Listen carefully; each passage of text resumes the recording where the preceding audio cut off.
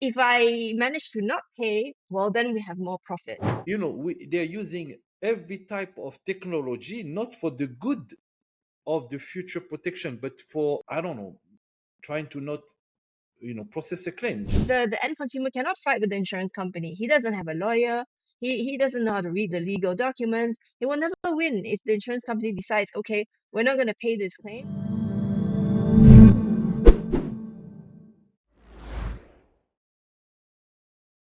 So welcome everyone to another episode of Taka Talks. Today we have with us two very special guests, right from I want to say industry insiders who have seen it, done it, a lot of experience with our topic, which is insurance. First, I'd like to introduce to you Rita El Sokhan. Sokhan? Rita has over 2 decades of experience in the insurance industry, most recently serving as the Chief Operating and Actuarial Officer at Banker Assurance. She has a robust background in actuarial science and product development, holding key leadership roles at Banker Assurance since 2004, and is also an experienced lecturer at Notre Dame University, Louise, and St. Joseph University of Beirut. Rita holds a master's in actuarial and financial sciences from ISFA and is a member of the International Actuarial Association. Welcome, Rita. We have with us also Suleiman Gunning, I believe, founder and CEO of Ashu. Sorry, I'm butchering this. How do you say, first of all, your last name, Suleiman? Nying. Ning. Nying. Okay, Ning. All right. So we also have with us Suleiman of Asura. Suleiman Ning. He is a seasoned professional with global expertise in insurance and insurtech, alongside extensive experience in the technology, media, and telecommunications sector. With an MBA from HEC Paris and the Darden School of Business, he excels in business development and strategy, particularly within the digital economy and mobile telecommunications. His deep understanding of the EMEA marketplace and proficiency in both French and English make him a valuable asset in international business development. Thank you, both of you. And of course, I have with me co-host Murad, co-founder of Check It Out. So I'm gonna give you guys a minute to quickly introduce yourselves. Tell me why did you get into the insurance industry and how? Maybe ladies first. Rita, please. Okay, thank you, Mrs. Sharon, for the introduction.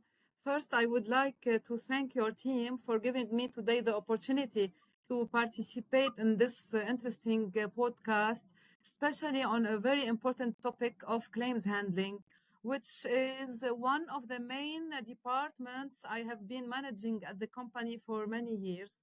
And also, I take this opportunity to congratulate you for the Takadaw community and platform because it provides really, as I saw on the internet, it provides its audience with an opportunity to deepen the knowledge of Islamic finance and economic principles in a dynamic and interactive way. And really, it's very interesting. Thank you so much for inviting me to be with you today.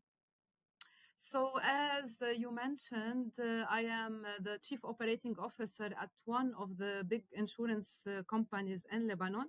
And at the same time, I am the president of the Association of Actuaries in Lebanon. In fact, I am an actuary dealing with all the mathematics in insurance and finance enterprises. So, this is since I am an actuary.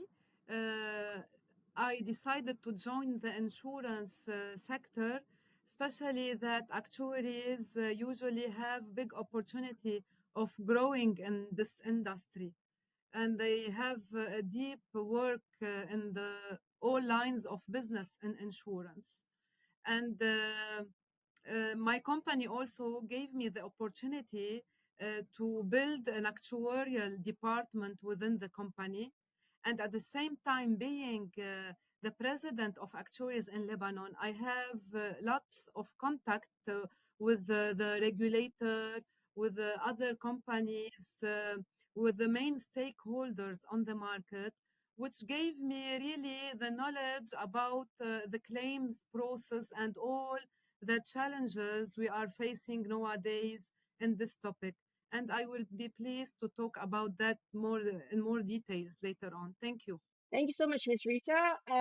Suleiman, please give us a quick intro about how did you get into the industry and why did you decide to get into insurance? Yes. Hi everyone, and thanks for having us on this call. To be quite honest, I never thought that I could potentially be passionate about insurance. My background is technology, digital, and mobile industry, mostly in Africa.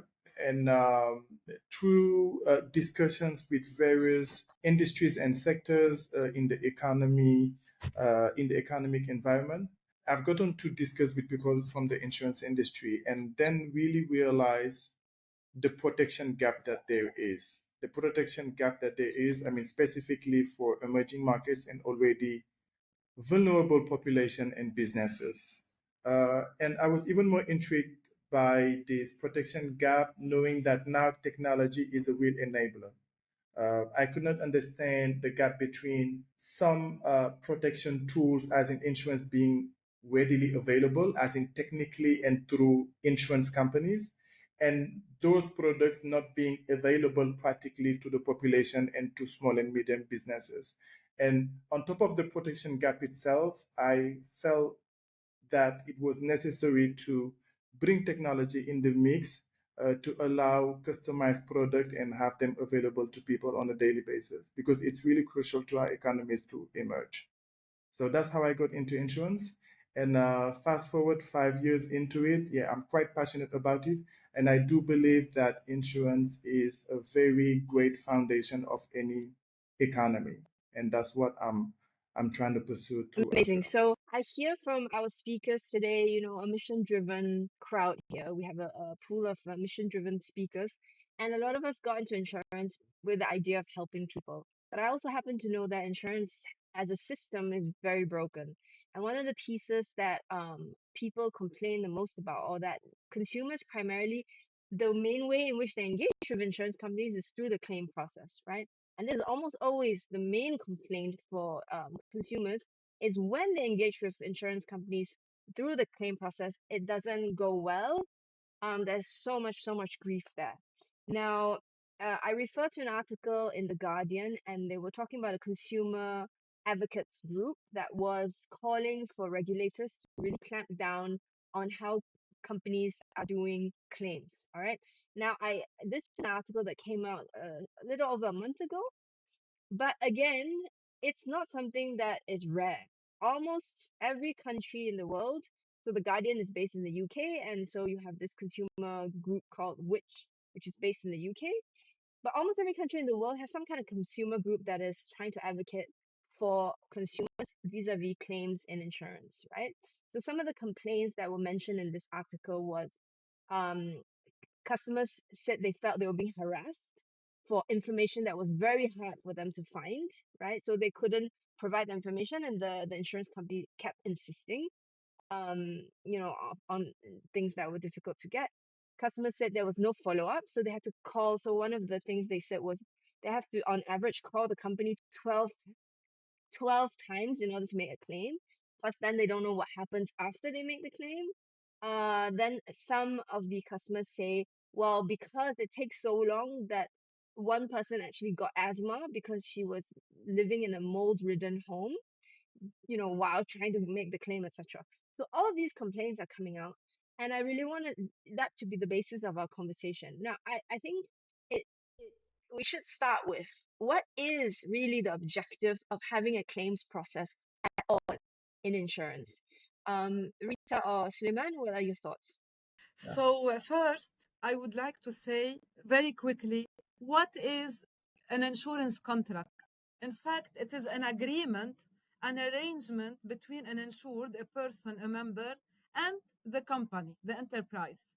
So, from day one, in my opinion, and I always mention that in my presentations, in my opinion, the claim begin the day the policy or the contract is issued, since there must be a clear and written and transparent agreement between the member, the insured, and the insurance company.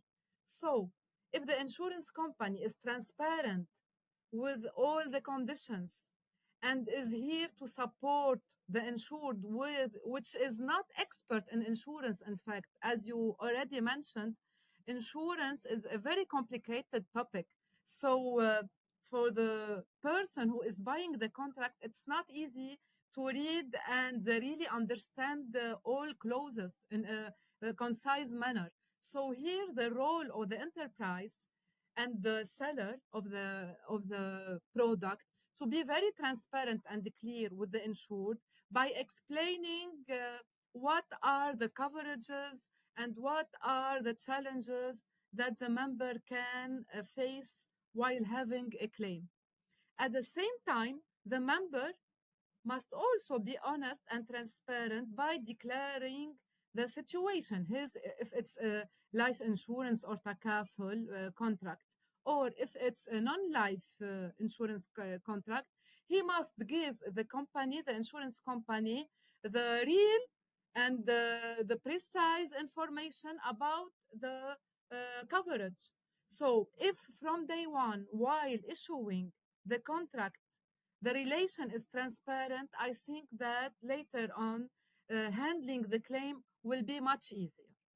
Okay, this is theoretically speaking. In fact, while having a claim, my description may be straightforward, but while having the claim, it's not so easy. So there are many documents and proof that are requested from the company, which is normal.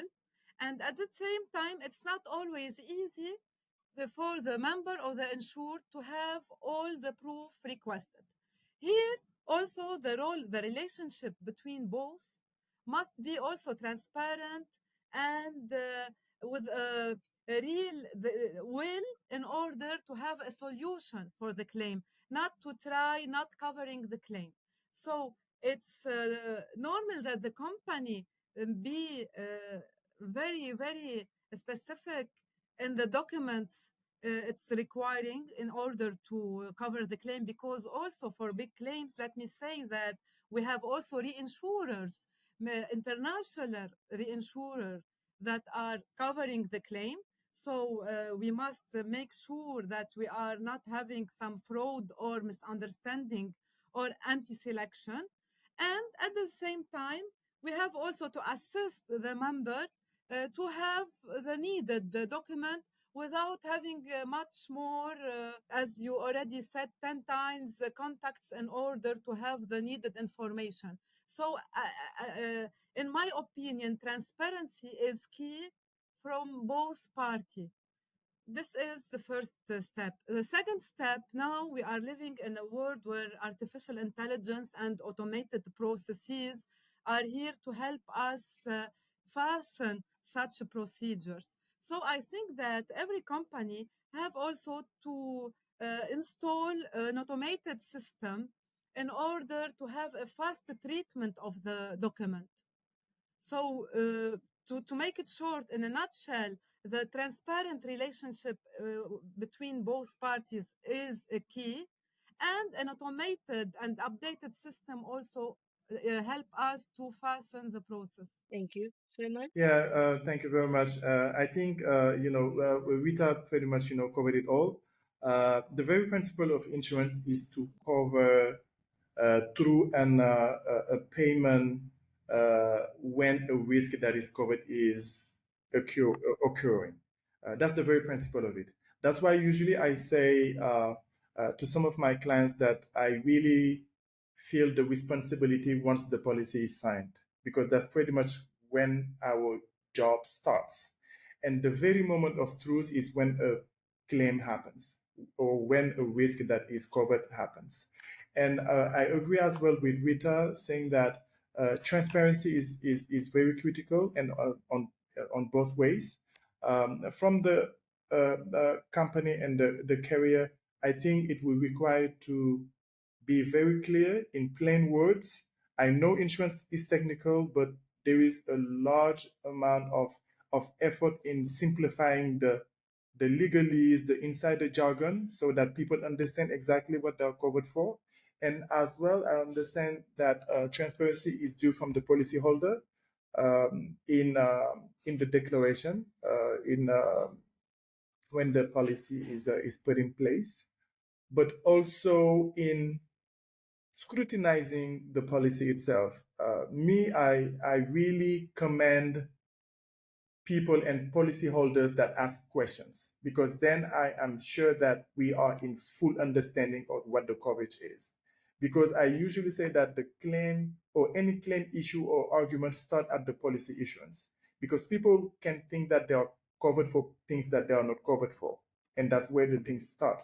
Because very rapidly, and especially when they have a claim, they're in a very impactful moment, because claim is never something that is a happy moment for a policyholder, because claim means that your car is broken, or you have a death event, or someone that's sick, and etc. That's where you really need help. And in that moment where they are very vulnerable, it is very easy for them to think that they are being shortchanged by the company. And very rapidly they will say, oh yeah, I mean, you were here and all over the place when it was about uh, putting the policy or collecting my premium, but now that I'm in the one in need, there's no one. So it's very crucial that there's transparency and good good interaction between the two parties. We'll go on the things that can be put in place to expedite that and to improve that. But the internal operation is one, and there are various tools that would help optimize and improve the internal organization. And the other part is the interaction with the client, and there as well there are tools that can allow that. But again, claim is the very base of insurance again. And if people do not trust in insurance, they're not taking insurance in the first place. Or if people do not trust insurance, they will only take the insurance that are either mandatory, or they will take insurance where they are in critical need. And taking insurance only when you are in critical need is the concept of anti-selection. Only people who desperately need to use insurance will come.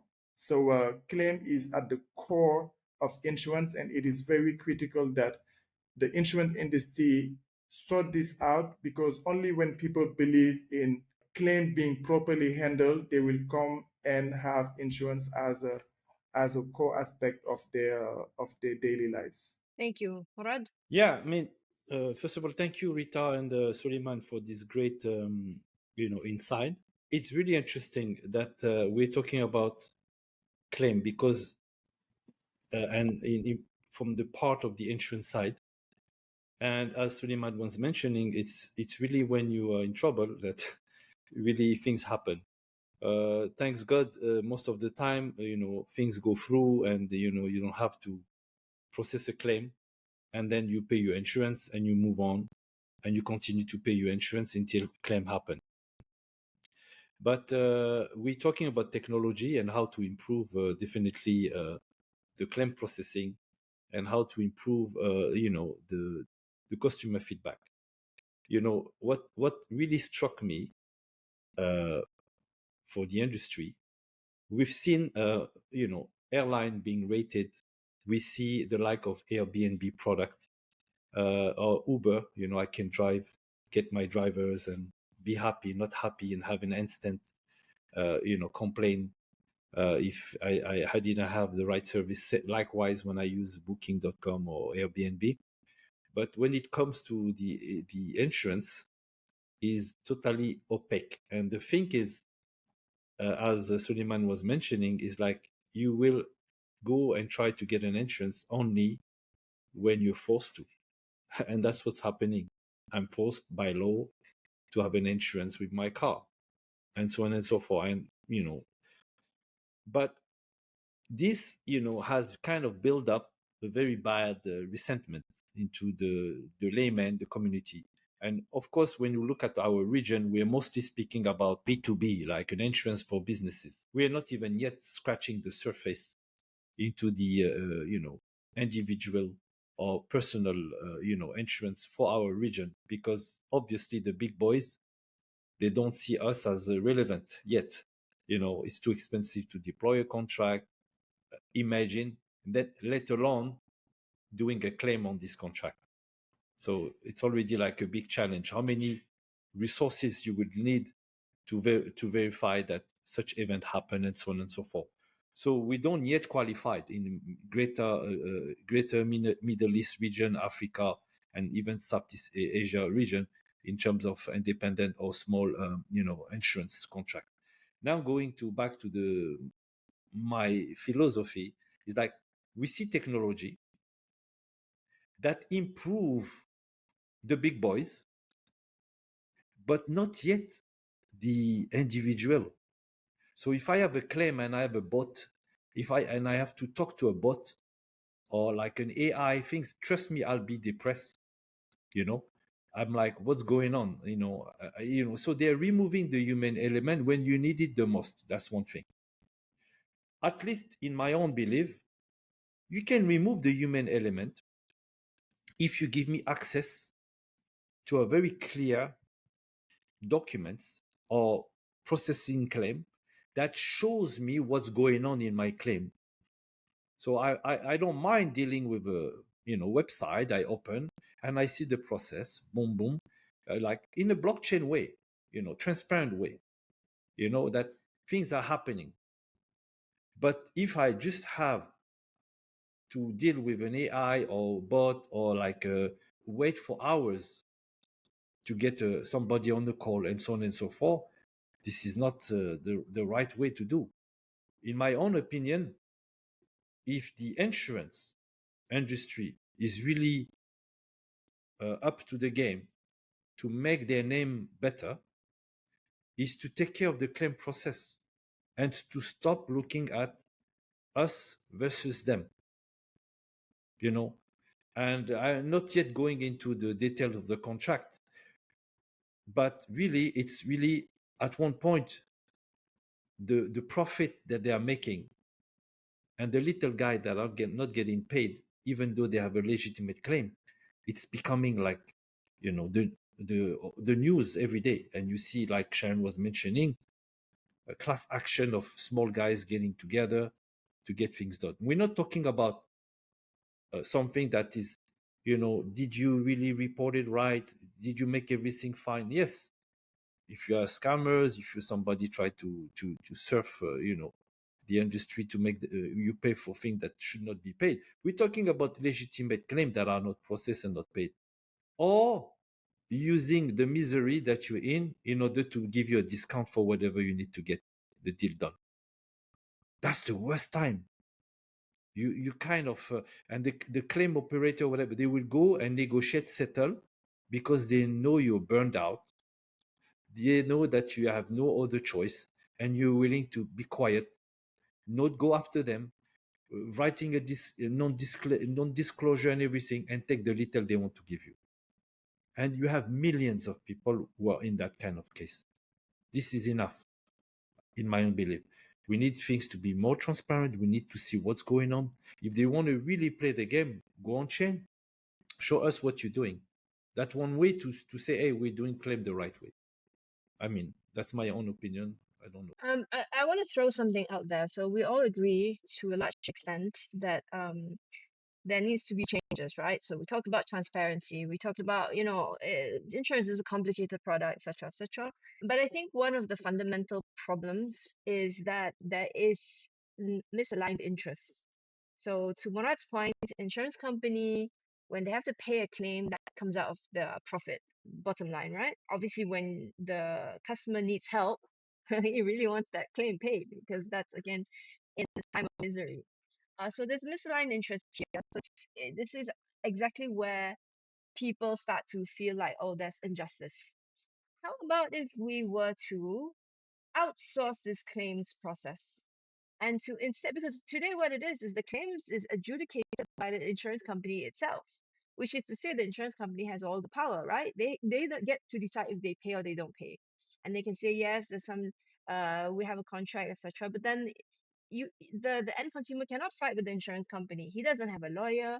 He doesn't know how to read the legal documents. He will never win if the insurance company decides, okay, we're not going to pay this claim. It's going to take him, like to Murad's point, maybe months and years in order to fight his case, and by the time maybe doesn't need that money anymore. Maybe whatever has happened and too bad. Like in the case of the woman who got asthma while living in the house that she was supposed to get the mold removed. Anyway, what do you think if this by regulation, so the regulators would say, insurance companies, you are no longer allowed to have the claims process. You need to now outsource it to a third party for fairness. Yes, I like this question. Thank you. Very interesting question. I think it's very interesting, and that indeed is like a misalignment, if not conflict of interest. Because yeah, I mean, any profit, any claim that is paid is increasing the loss ratio and is reducing the net profit. But at the very beginning, and sorry here, Rita, because I'll be stepping on Please. on your actuary land, not being an actuary myself, but the very principle of actuary and underwriting is to determine what is the probability of a risk to occur and what is the amount that needs to be paid if that risk occurs. That's how the underwriting happens, and that the premium is defined. All right. So statistically and mathematically, companies should be able to cover the risk that they have um, done, valid and solid underwriting for. That is on that part. Not to say that okay, uh, they will be in a big loss. It happens because sometimes there's like an unexpected event that is going off of the statistic, but technically and over a period of time, they should not be at loss. That is one. Rita, you will correct me later on. You But are totally right. You are totally but right. I Thank do you. Thank agree you, that Suleiman. this, yeah, but I do agree that something that is rigged in the game, knowing that is the very one that has against its interest to pay you, that is the one that has the say in paying you. It is very wrong that the adjuster or the surveyor is someone that is assigned by the company, because obviously they will be in the interest of the company. So the idea of having an external outsourced entity is very interesting. I don't know, depending on the regulatory framework here and there, how it could happen, but I think it's a very good idea. In Senegal, and just to close that, even though the company is the one that is, processing the claim until payment, if you are not happy or if ever there is any claim, there is the insurance body in Senegal that you can submit like an additional claim because you're not happy in the way your claim is processed. But all this is good on paper, but you can only imagine, like, for a private individual, not only going through the hassle of submitting a claim, and if that one is not processed, you get in another hassle of going to a public board to submit another claim against that company is just not happening. So the idea of an external private entity, I think, is great. Now, how to implement that? That's the big question. Thank you, Sulaiman. What you've mentioned is totally right. In fact, the company, the insurance company, must do exactly the calculations in order to be financially solid. And they must deal also with the big and top-rated reinsurers in order to pay the claim for big amounts. So here, the image, reputation, and the financial solidity of the company is a key in paying the claim, of course. But even though, and even if the claim is legitimate, and even if the company is willing to pay the claim, sometimes we may have additional disputes, and which is normal. As you said, Sulaiman, going to a third party or having an external opinion is very important. I will tell you what is the practice in Lebanon, in the Lebanese market. First, if the client can pay a lawyer, he can have a legal advice and come to the company with the lawyer to have an agreement. This is the first point. If not, we have the insurance commission control, which is the regulator. So here the insured or the member will not pay money. He has the legal right to address a claim to the regulator if he finds that the company refused the claim in a manner which is not legitimate or fair. And the third option is going to the court. But here, Mrs. Sharon talked about a very important point. In the court, as per my experience in Lebanon and even my overview worldwide, because I would like to say here that the Lebanese code of conduct and the code of obligations and contracts is inspired from a European code of conduct. So in Europe and even in Lebanon, usually the court, if there is a problem, the court have a tendency to go with the weak, with the insured, with the member, and not with the insurance company. So if here the court is fair, they try to do their best to pay to the insured. And even in France, even in Europe, not only here. This is why, in my opinion, in any dispute, the insured and the insurance company have to find a friendly, between quotes, a friendly solution to talk to a lawyer or even to a regulator, but avoiding going to the court, which may last for years, which may cost big money more than the claim itself, maybe. Sometimes you can pay the lawyer and the court more than the claim itself.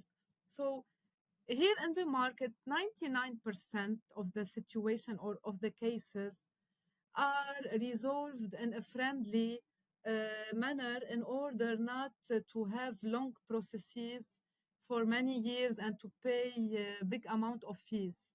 So in a nutshell, the insured have the choice to go to a lawyer, a regulator, or to a court. And here I would like to add a point because I know the practices in Saudi Arabia.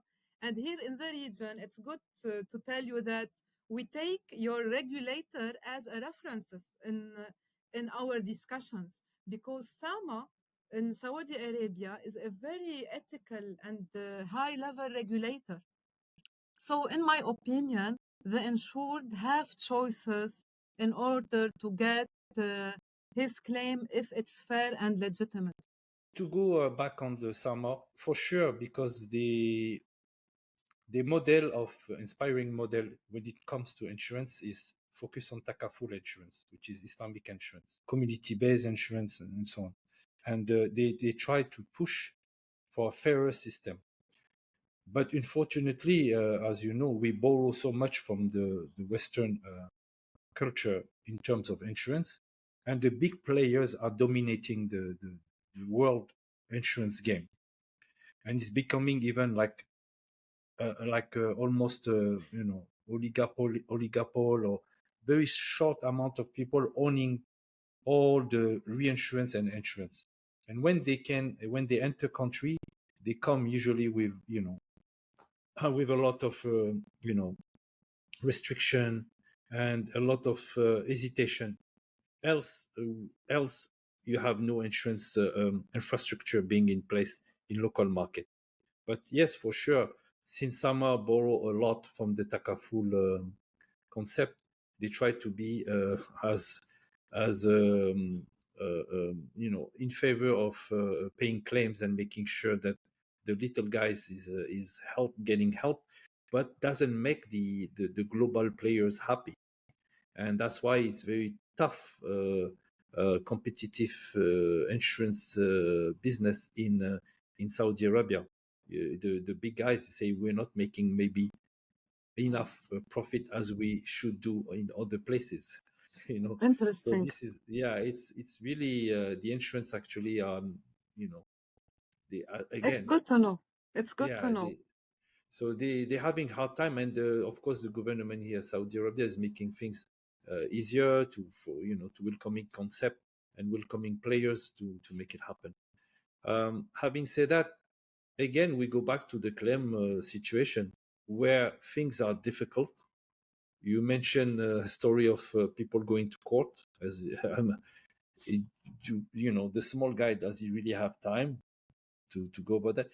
How come we have to go to that level of dilemma and headache versus trying to build a more sustainable model of insurance for the future if we want to capitalize on the future generation and continuing to insure and bring protection? So that's why I'm thinking about flipping the model upside down. If it's one show, is us against them, or is to go back to the traditional community based, and like helping one another. I'm a farmer, I want to support other farmers. It should be done the way it used to be done in the past.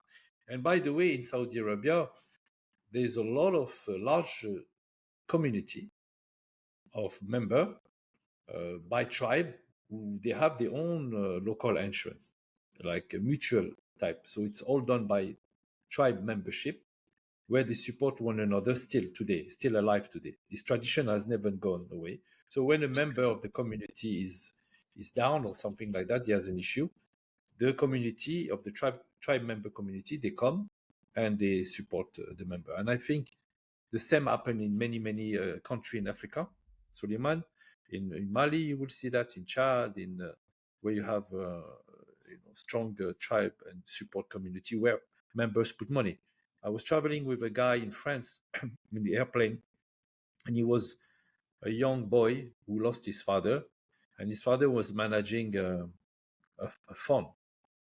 I'm like, what kind of fund? He's like, oh, we're a small tribe in Algeria, and we all migrated to France.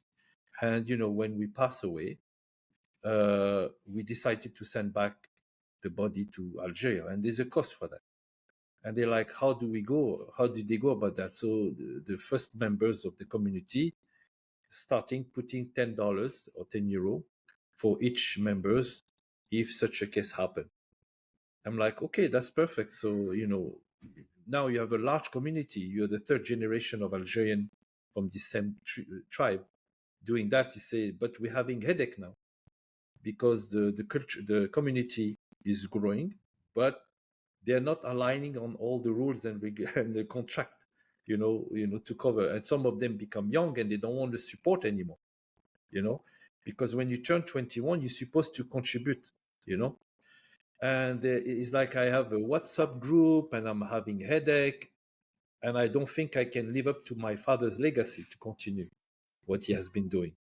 And that was beautiful to hear this story, because I was like, wow, something must be done, and something in a more technology way, instead of having this young boy taking on these things. And he was WhatsApping, did you make the payment? Did you make the payment? That was kind of fantastic experience to hear that. Mr. Murad, thank you for this interesting story. I have a question related to that. Nowadays, we know that compliance is key everywhere. How compliance is treated in such funds? This gentleman that I met in France, so he was saying this is just a community-based thing. So the membership is like 1,000. So the average cost of burial in Algeria to send the body back then was like around $4,000-5,000. Okay, so the members, if they contribute and they're 500, finish, it's done. $10 each. But because the membership was a little bit bigger, they had more members, like 1,000. They were able to not only pay for the burial cost, but also pay for the death of the deceased person. And it was all under the radar. It's a small group of 1,000, and no regulation, nothing. Is just putting money together, and give it as soon as the claim, the event happened, they go ahead and pay. And Like a why? family basket, like a Exactly. family account, yes. Exactly. So we're like, just, this happened. Muhammad is passed away. We need 10 boxes, and the WhatsApp group start working. So they're reactive. They are not proactive. So they wait when the things happen to get the money. Okay. There is a surgery happening. Boom. We need $10,000, and we have like 3 days to close it. But sometimes it takes a weeks. By the time you collect the money, the person can die. And that's the thing that we seeing all these millions of groups happening like that, trying to help one another as they can, because they are sick and tired of the first of all, either they don't have an insurance model that can help them out, no insurance wants to insure them, or they have to support one another in a certain way. So I don't believe that this little help and little model of insure one another is gone, is actually increasing. It's just the big players are not caring enough about these little guys, and it's not that easy to even consider them. Hence, they go to B2B insurtech, and I'm sure that Suleiman, if now you're talking about your insurance product that you're deploying in Africa, mostly will be based on B2B, and they're trying to, as you mentioned, make your economy stronger first, and then we'll talk about the little guy down the road. Absolutely. And already, as you mentioned, how do we help this claim process going faster, even in that case? It's like you're dealing with professional. They rent car, they need to to be insured for the warehouse, make machinery, whatever. How do you Absolutely. make it easy, faster? And imagine those guys, if you ask them to have a lawyer all the time, they have a claim, and they're running a business, they'll be dead by then. They don't have time. We'll be right back after the break. Ready to unlock your financial future?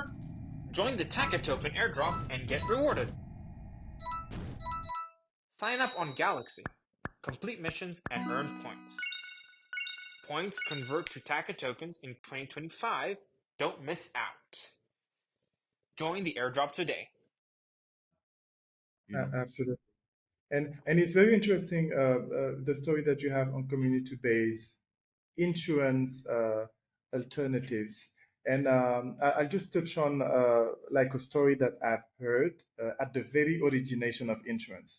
The very origination of insurance was for sailing boat owners, being tired of, their boats and cargo leaving the port and not coming back. They decided to put money together in case there's anyone that their boat is not back.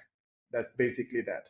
So, which is at the very origination already community based. Was a community of sailors.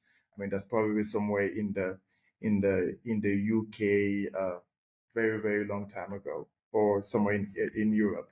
So we will definitely go back to the community base, and the very fact of the community base is just the claim at the very center.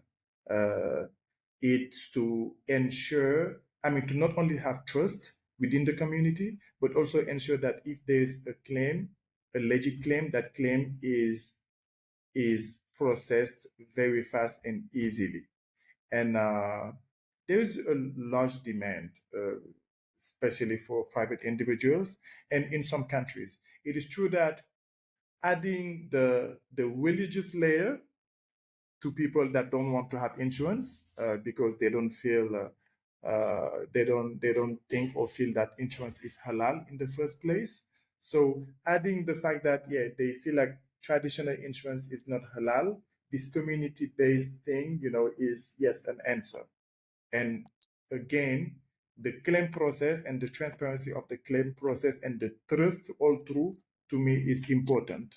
And that drives that tendency of going back to that type of community-based insurance. Guys, I want to just point out the elephant in the room. We are in 2024. Technology has advanced immensely. Insurance has been around since, I don't know, 18th century. Claims has always been a problem. There's no excuse to not have a transparent, easy, trackable process. And to Suleiman's point earlier, from actuarial, statistical point of view, insurance companies have already made sure that they covered their costs. So why is it that they don't just? I mean, if you want to, let's call a horse a horse. If that's the case, why don't you just pay every single claim as long as it's not fraud up to the loss ratio and finish? No need for long claims process. No need for excessive or a negotiation, etc. The reason there is because there is a profit incentive. So they're trying to see, well, If I manage to not pay, well, then we have more profit.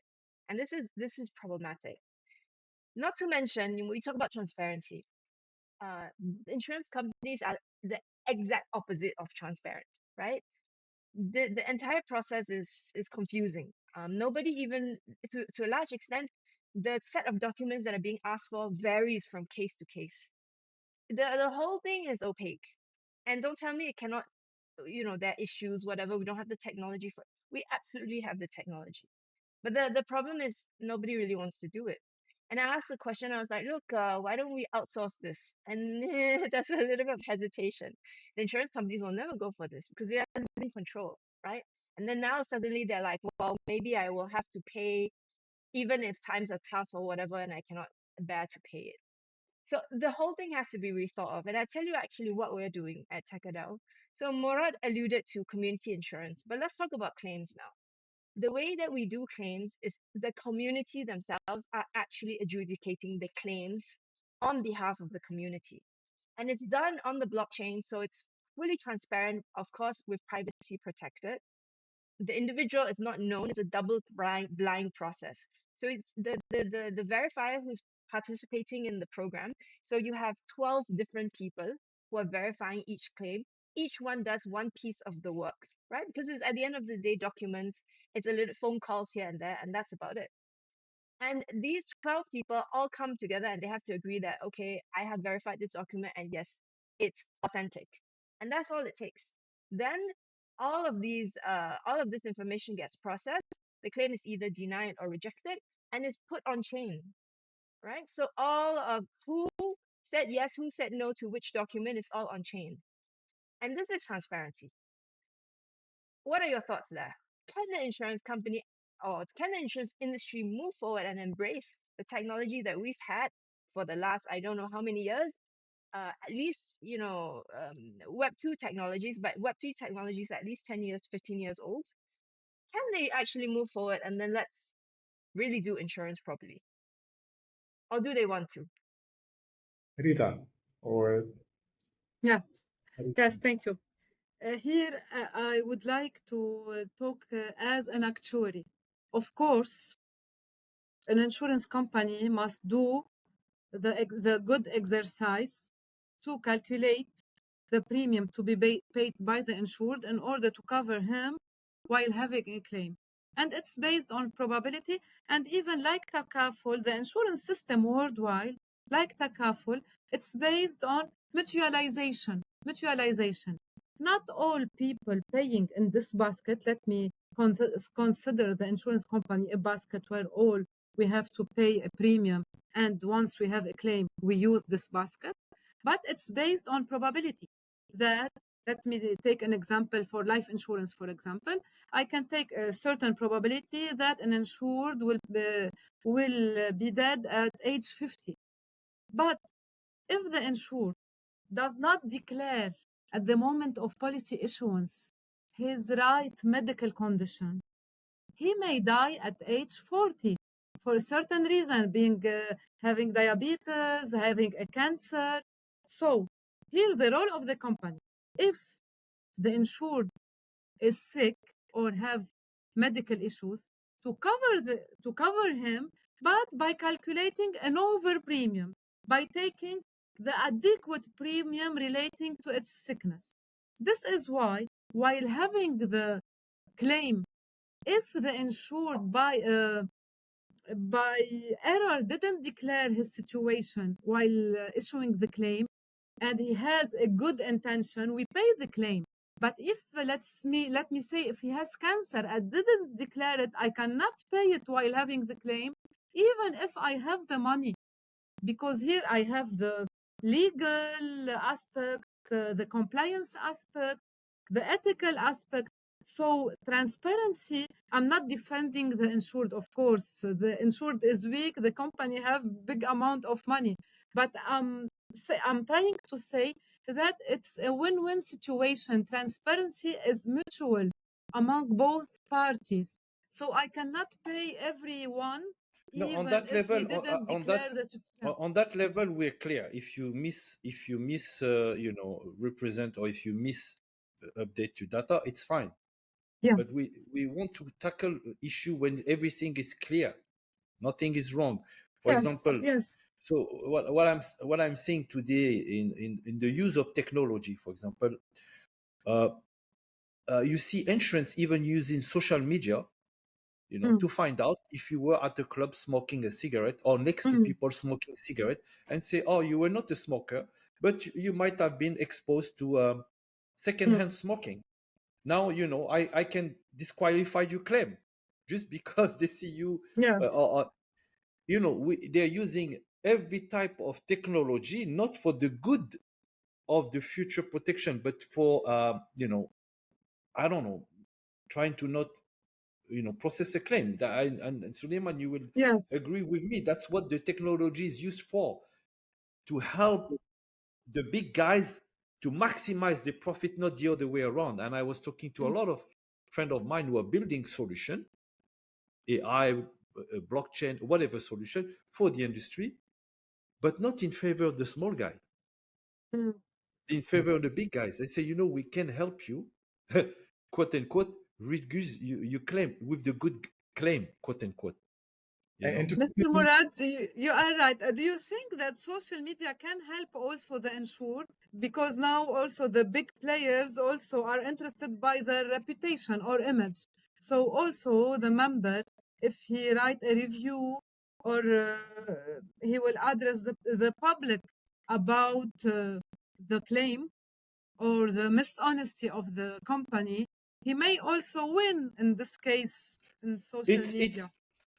What I'm saying is that, now you have technology, okay, that is available, okay.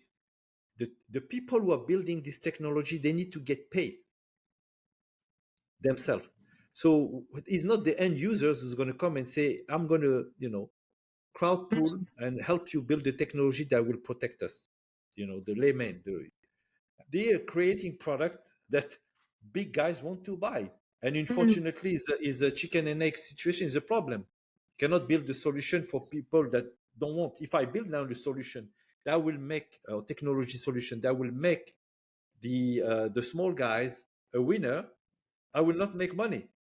But if I create a product and I go to the insurance big guys and I say, hey, I have a way to integrate some AI, to integrate some social connection, to integrate whatever, and to show you that this person or this person was there at this moment, in this place at this moment, the risk ratio goes up, I don't know, he was paragliding or something like that in the middle of Turkey last week.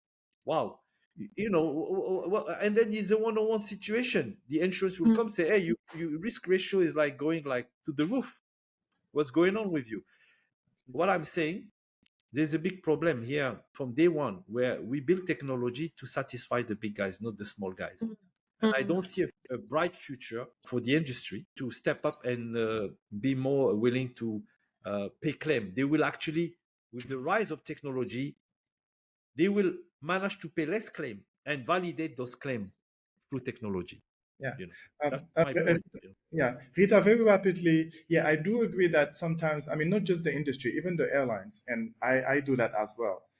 You can give bad publicity to a company, and then, they are very swift in coming back to you.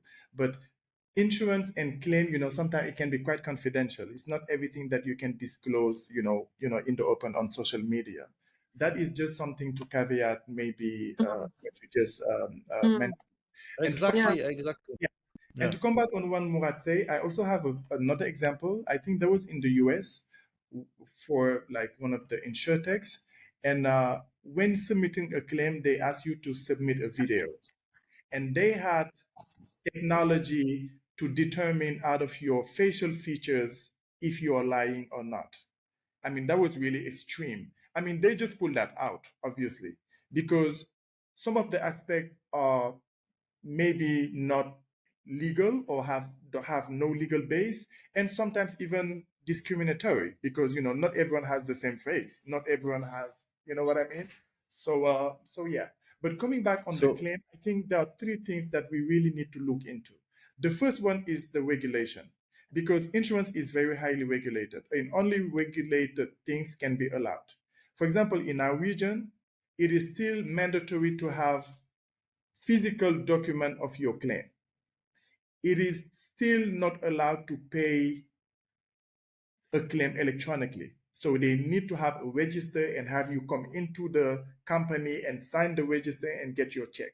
I think there's a lot of things to allow on a regulatory base so that whatever is implemented or improved through technology is compliant by the regulation. So regulation is the first, and to me, is the starting point to allow anything that technology could allow to improve.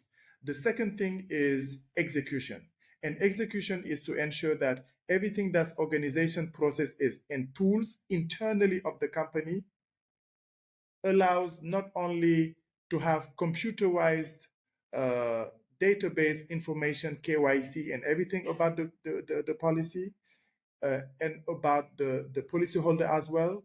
And also that will allow to automate things and to do fraud detection. I mean, it is very mandatory to have digital tools to automate either policy issuance or fraud detection, because that will take out, the manual processing, make things faster, and make those people focus on more critical business writing. I mean, as a company, I would not want to have somebody or people assigned to determine if a crack in the windshield of a car is legit or not. I'm sorry, those kind of things should be automated through pictures and etc. etc. And that is technologically available. And the last part, and to finish on that, is the tools to interact with the policyholder.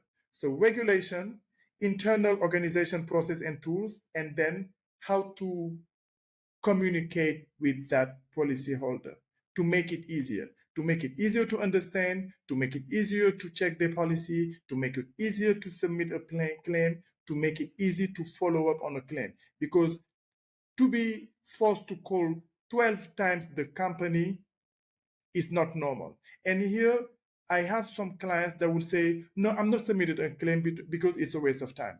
I'm like, no, you're paying insurance for that. You should submit it. All right. So if people do not believe in the insurance claim process, they will just not get insured. Let's get it as simple. Thank you. Totally agree. Totally agree with you, Suleiman. And I think we have a young, very demanding community in Africa, Middle East, where, I call them the WhatsApp generation, and they want things instantly well done. They are not, taking, crap for forever. And I think if the industry wants to come in and cater to this new, valuable customer line, they will have to adapt to the way they do things, the way they process insurance, the way they process claim as well. And again, I like to talk with professionals like you guys, because I believe that the industry, the insurance industry, has true believer, true human being, really wanting to solve the problem of insurance. I don't think that Rita wakes up in the morning, say, I want to screw everybody. I wake up in the morning just to screw up people. No. I believe the industry has this kind of very genuine people who really care about it. And Suleiman likewise and everything. The problem that we're facing, the big guys, they're still in control. And we're like trying to wake up in the morning, try to solve things and then we feel like, hey, things are not right. How can we bring transparency? How can we make claim, like you say, claim processing, as you mentioned, Suleiman, photos should solve like hundreds of nonsensical back and forth communication. Why aren't we yet at that level? And I'm hoping that, through discussion, through new technology, through new product, we could kind of bring people in your industry into a better solution. We need to have an insurance 3.0. Like every single industry, everything has changed. I used to call to book a hotel and ask pictures and send me an email to know exactly where the location here. pay through a headache. A friend of mine, can you pay over the guy there that doesn't want to get a transfer payment by a bank account in south of France for his villa that I'm going to rent for a week? Now you just few click and you have Airbnb. Khalas, I am done. I want that insurance experience. You know, as simple as that. We're still using the insurance of the. I cannot believe it's not even web one. You know, it's still whatever we have is still, you know, a website, and you know, and what did we improve? Nothing. Yeah, thank you so much. So we're gonna wrap up this conversation. I feel like it's been very, very interesting. Just some last words from each of the guests. If you have anything you would like to for the audience to know. All the points you mentioned are totally right. Thank you, Mr. Murad. Thank you, Sulaiman. Thank you, Mrs. Sharon. Of course, the claims handling topic will be complicated even in the future, even in the new technology, and even in all the automated system. The big point to work on is how to create an environment where the insurance company in the whole markets will be convinced to protect the insured and to be transparent and to show sustainability in the future for claims handling. Thank you. Yeah, thank you, Rita, and thank you, everyone. Yes, I think it's very critical for the future of insurance. You know, I usually say that insurance at large and insurance for everyone will be digital or will not be ever. So in that journey, and again, claim process is core, is really core of it, and I do believe that with the existing and emerging technology, I mean, there's a lot to be done to improve that claim process. Because if we do not improve it, not only we will not grow the industry market, but we will not even convince the uninsured and underinsured to get insurance in the first place. So to me, it's very core. And there's a lot of players, and I'm very happy to see some of them, including Murad. I do believe that technology and also other value proposition and business model will help improve that. And Assuraf is one to be counted on in Francophone Africa to start with, and hopefully, you know, in the whole of Africa in the coming years. Yeah, I would just conclude by saying that we have to go back to the human experience. If I call a friend and I say I need help, what I expect from him is to give me help, regardless. And I wish, inshallah, in the future, we can see the same relation with our insurance. You know, and that's why I think that there's a revolution that should take place with new technology that's shaping the world, community-based platform that changing things, ownership of our own social media, ownership of our data, Twitter. You see a decentralized fashion, and today we can see it's becoming a more decentralized place.